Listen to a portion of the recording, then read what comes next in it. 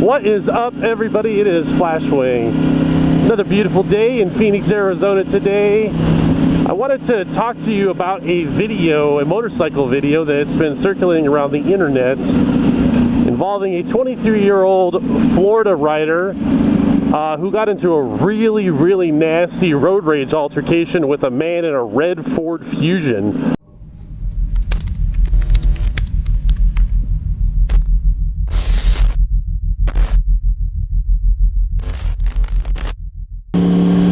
Alright, so let's get started. This video is different for me personally than a lot of other, I've seen a lot of, motorcycle versus car road rage videos because cameras are a lot more prevalent now and they do tend to get attention. And, I have to honestly say the vast majority of them look like situations that are not life-threatening. They're situations that I personally feel could have been avoided. But I think the important thing to understand is most of these road rage situations can be avoided because there's usually a period of escalation. And of course, naturally, the way that people edit these videos, they cut out a tremendous amount of context, both before and after the video. And so most often you only see what the writer or the author of the video wants you to see. I feel like this is a very dangerous situation. So I'm watching this video, I sense a very high amount of danger in this video. Now, it should be prefaced that this whole video, everyone is wrong. Everyone is wrong. Articles that have started to vet this story have discovered that, of course, there was an altercation that took place before the video, that there was someone getting cut off, and the writer may have actually retaliated. This is absolutely a situation that could have been de-escalated, and it just simply requires you to walk away. We all end up in situations on the road where we get angry, someone does something that makes us upset. You just have to learn to walk away from those situations because ultimately it's not worth losing your life over. It's not.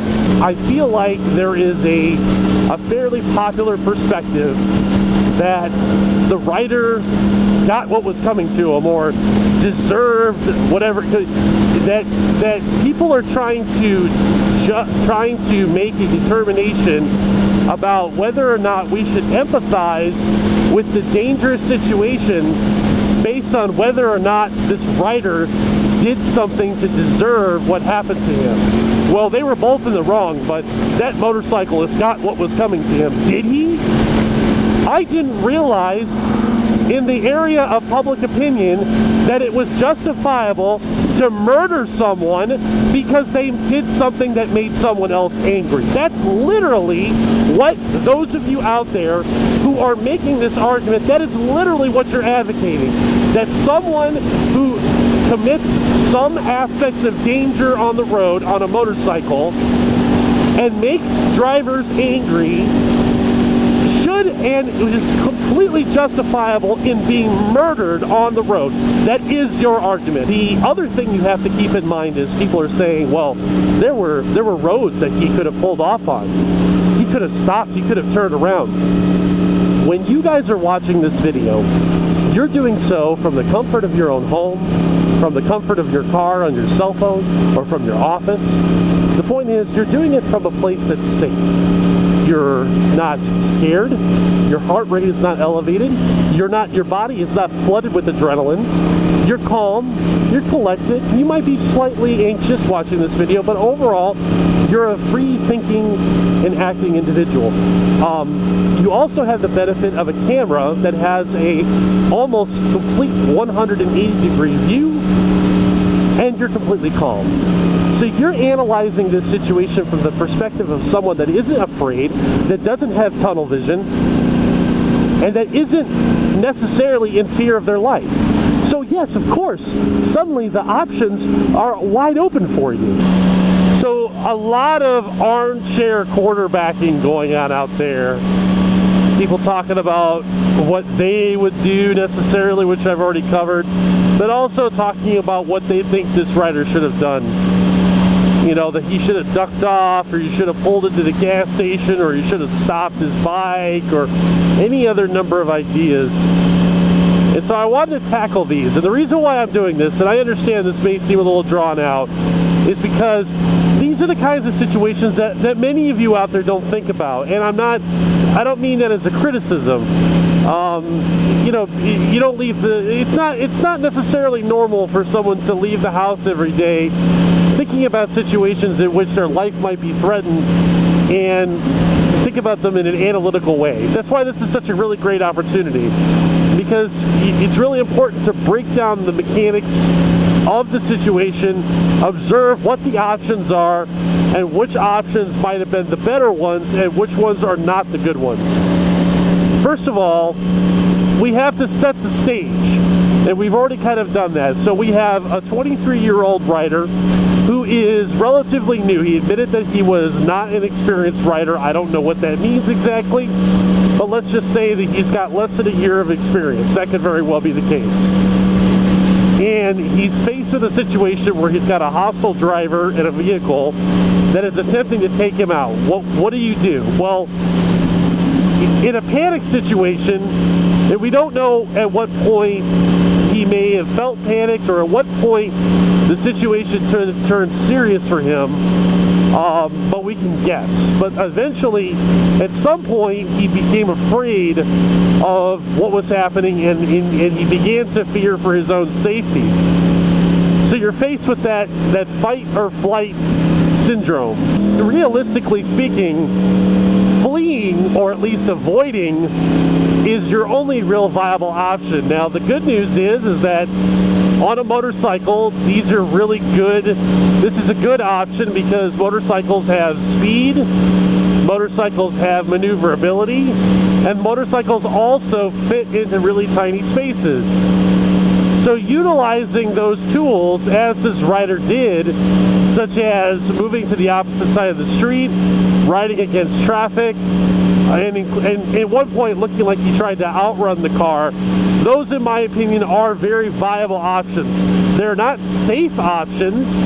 They do pose their own dangers, but so does being next to a vehicle that is trying to take you out. He's afraid, which means a few things happen. See, that's the thing, is first of all, there are those of you out there who are making these criticisms and you've never ridden a motorcycle before. Now, you may not think that that's important, but I'm here to tell you that it is, especially with a sport bike. In order to ride a sport bike well, you have to be loose. You have to be calm. You have to be cool. You can't be tight. You can't be rigid. Because the bike does a tremendous amount of the work when it comes to the suspension and turning. And if you are stiff and you are riding afraid and you are riding scared, you're not gonna pilot the bike effectively, and your skills are going to shrink as well, because suddenly you're relying on muscle memory and a lot less cognitive abilities are happening. And so whatever your skill level may be, the minute you get afraid, a lot of those skills go out the door. So if you have an inexperienced rider who has very little skill to begin with, he's afraid, he's probably not riding that bike at his optimum ability, and as a result, his riding isn't really that good. And you guys are expecting him to make, like quick U-turns and, or stop the bike quickly. That's really not a fair expectation. Given the level of severity in the situation, it's pretty easy to imagine that driver isn't going to have any problem with jacking a U-turn and potentially hitting or cutting off other drivers. Bikes and sport bikes make very slow U-turns in tight spaces. Cars, on the other hand, do not, especially if you don't care about running off-road or anything like that. So if he was to have slammed on his brakes, and tried to make a U-turn, it's entirely possible that driver would have been on top of him in seconds. And again, you're going to get wiped out. So the driver is going to go full steam ahead right into you and take you out. The other thing was, why didn't he dip off into a neighborhood? Well, if you don't know the neighborhoods very well, are you really going to take a chance on dipping into a neighborhood that you don't know, that potentially may have no exits? And so now what? So now you're cornered. And some of you were talking about witnesses at the gas station. Well, you're not going to have any witnesses in a residential neighborhood, are you? Well, I mean, from my perspective, dipping off into a neighborhood, that also takes away a couple of the advantages of the sport bike, which is speed and maneuverability. You can't go very fast in a residential neighborhood, and if you're not a very good rider, you're not going to be taking corners effectively either. So really, the only option available of all that is really to just lay down the hammer and try and put as much distance between you and the other car as possible. Now, why that didn't happen, or why this rider didn't just lay it down, and I don't know. I mean, I'm not sure. Maybe there was an issue with the bike. Maybe he thought that he had easily lost the car until it was on top of him. It's hard to say. He had one mirror that didn't look like it was in too good a shape and other things. But here's the one suggestion that's really bad. Are those of you out there who would say that he should have stopped? That he should have stopped at the gas station, that he should have just stopped at the middle of the road or stopped on the side of the road and called the cops. Oh my God. Ladies and gentlemen, now some of you are international and you don't live in the United States, and many places, especially in Europe, police are, your countries are vastly metropolitan with some rural areas, okay? The United States is a vast amount of land. The average response time for a police officer in the United States of America is 20 minutes. 20 minutes, that's the average response time, okay?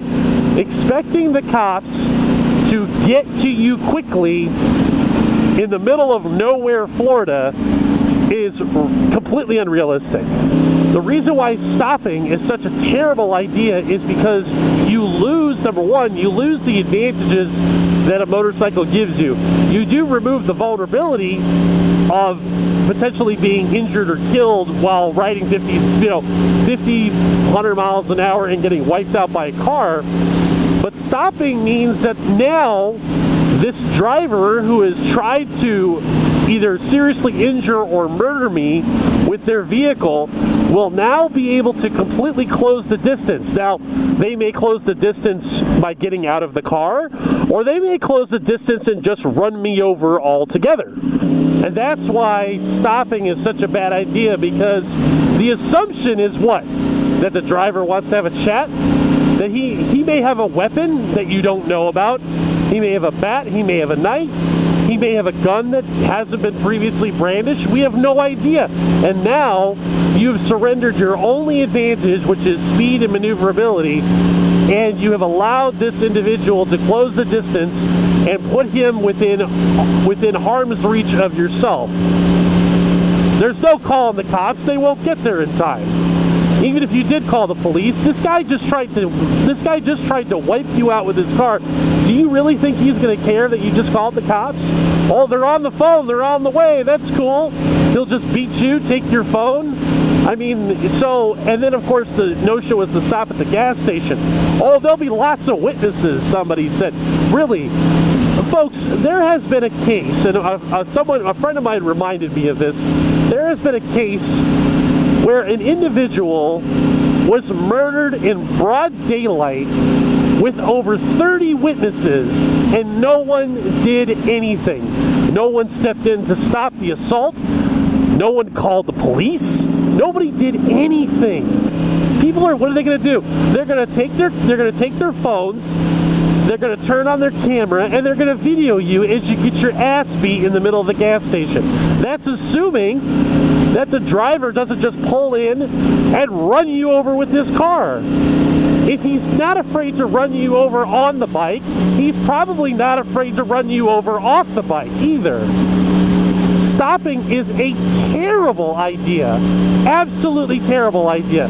You use the advantages that you have available to you. So what do I feel like is the best solution in this situation? Really simple. Walk away. I'm not, and see, the thing is that I'm not trying to say that anybody was in the right or anybody was in the wrong. It was all wrong. The whole situation was wrong. The rider should have walked away, because the driver obviously was not going to. He was upset that, as we discovered, that he was upset that the rider lane split in front of him, and that he cut the rider off. At that moment, the rider should have made a conscious choice to distance himself from the car and not retaliate. But instead, he admitted this was a mistake. He hit the mirror, he punched the guy's mirror or hit the mirror, and that just escalated it further. It was going to keep going until somebody got hurt or killed. That's eventually what was going to happen. That's it, guys. I hope you guys appreciate the discussion today. I'm really interested in your comments. I'm glad nobody got hurt, nobody got injured or killed, but it's definitely a good analysis for those of us who ride to understand some of the available options in a situation like this. So thanks for riding with me today, guys. I know this is a long one, and we will see you out there.